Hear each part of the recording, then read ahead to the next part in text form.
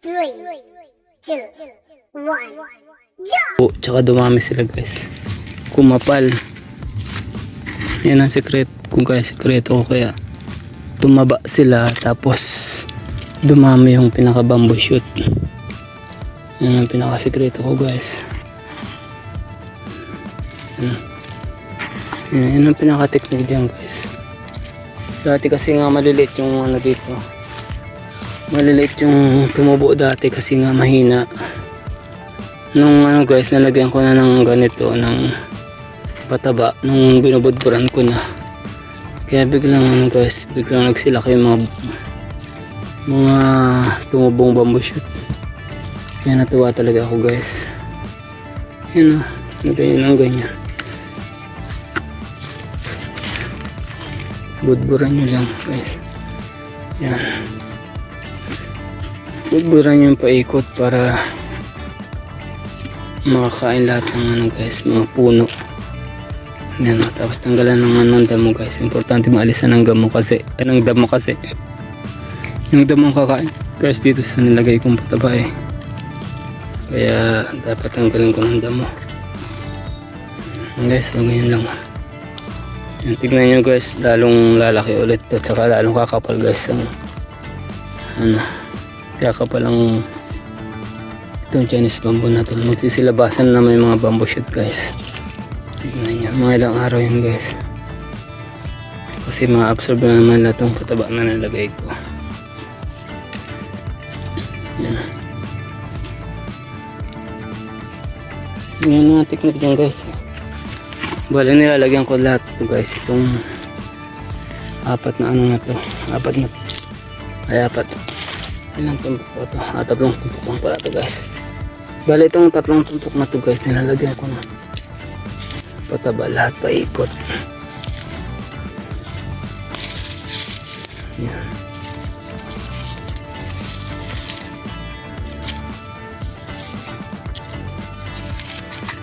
Tignan nyo. Ayan guys, ayan. Lumalabas na bamboo shoot.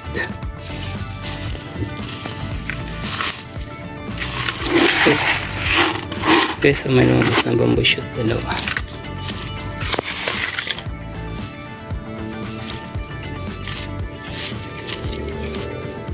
Ito guys, bamboo shoot, dalawang piraso.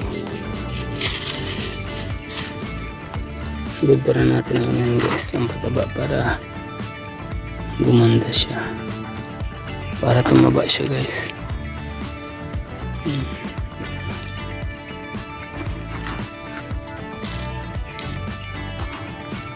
Guys, ano yan ang technique niyan guys, budburan nyo lang yan para dumami.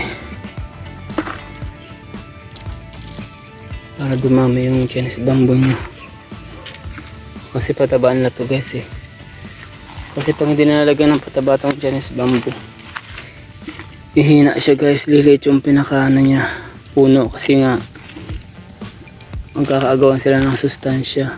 Kailangan kasi nila ng sustansya yun guys. Siyempre sa dami nila, kung mag-aagawan sila, lilit yung pinakapuno nila guys. Yung bamboo shoot nila mapayat kasi mag-aagawan sila sa ano guys, sustansya. Kaya ang technique ko guys, yan ang tip ko sa inyo guys, lagyan nyo lang ng pataba. Tignan nyo lang, tignan nyo at gaganda to guys. Subukan nyo, kayahin nyo ang ginawa ko guys.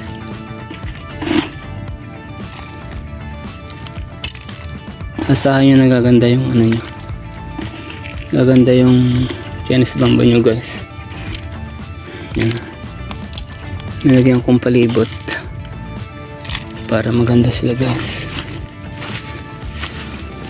Kaya ganito na gawin nyo sa ano guys, sa Chinese bamboo nyo, palibutan nyo sila.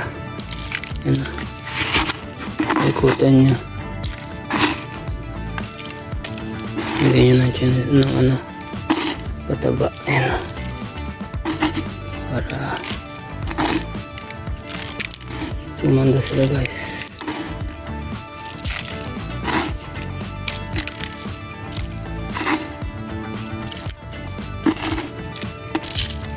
para lumusog sila.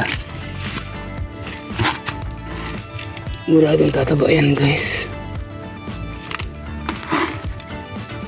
Basta tanggalan nyo lang ng damo para siyempre walang kagaw guys yung halaman. Chinese bamboo.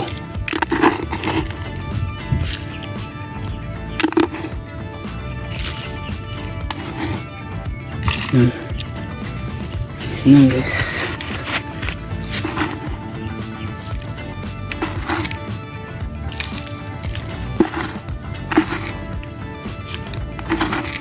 Pag umulan to guys, siguradong matutunan na tong sinabog ko. Ngayon pag natutunan na to guys, ito na yung pinakapagkain nila. Biglang lalakas tong guys, mga Chinese bamboo ko ulit. Kasi nga may pataba.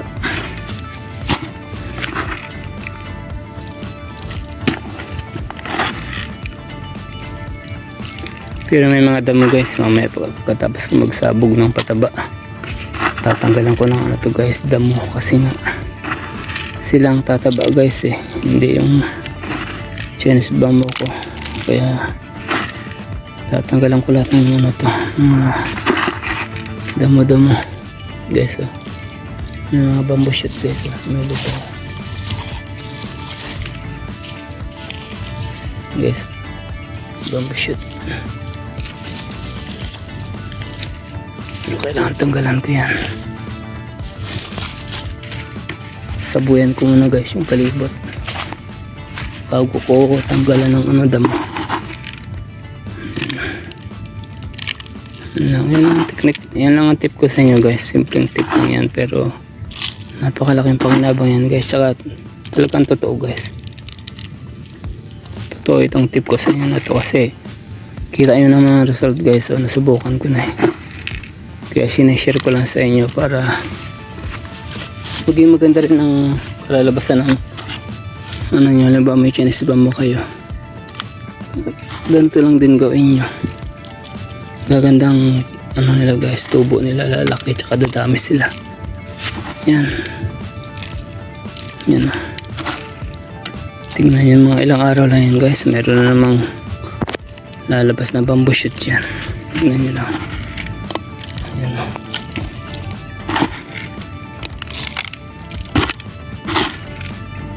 Ganda yan guys.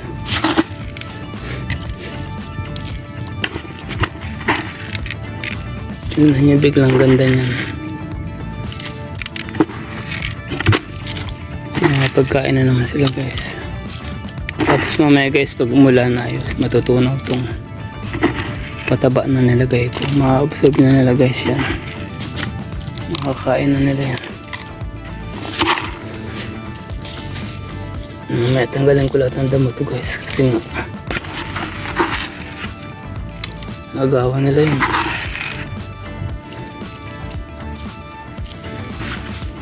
Mamaya yung damo yung lalakas guys, hindi yung Chinese bamboo, kaya kailangan matanggal guys.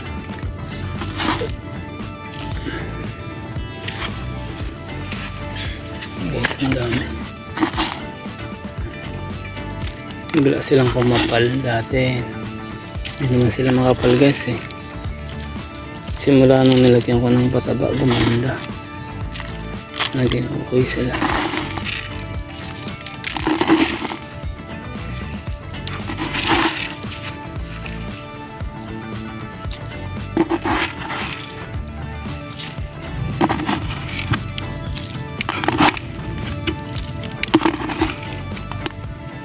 Mura lang naman yung pataba guys 30 lang isang kilo. Kaya siguro na makakabili kayo guys. Yan.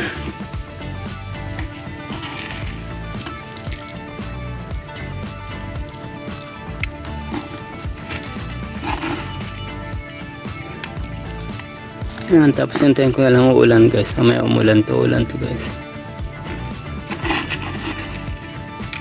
Yung pag umulan to yan, siguradong makakain na naman guys. Makakain na naman itong pataba. Matutunaw to guys pag nabasa itong mga itong pataba ko guys. Pag umulan at nabasa, matutunaw agad ito.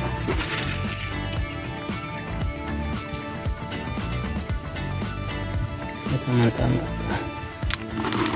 Ito na natin guys, umulan eh.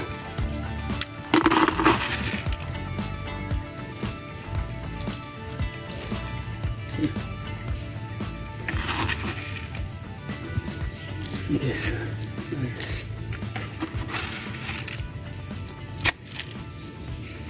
Nagyan ko lang sa pinakaloob guys.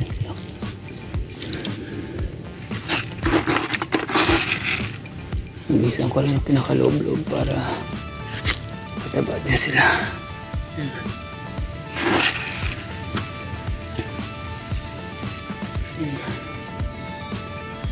Yan guys, biglang dadami to.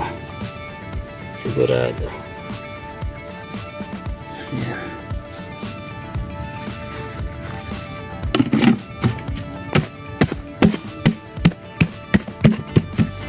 Guys, bali natanggalan ko na nga, naglagyan ko nga pala lahat na. Ang gagawin ko ngayon guys is tatanggalan ko ng mga damo para sure na walang kahagaw ang Chinese bamboo guys. Ang gagawin nyo ganyan, tanggalan nyo ng mga damo. Madali lang magtanggal ng damo guys kasi nga basa ang lupa. Yun, ito simple lang ito guys. Walang damo.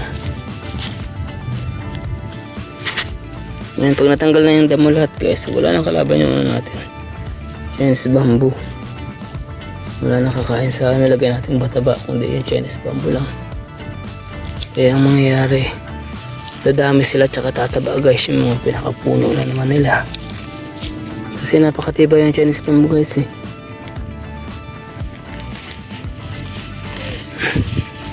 Walang style po pala dito sa ang style dito guys sa Chinese bamboo.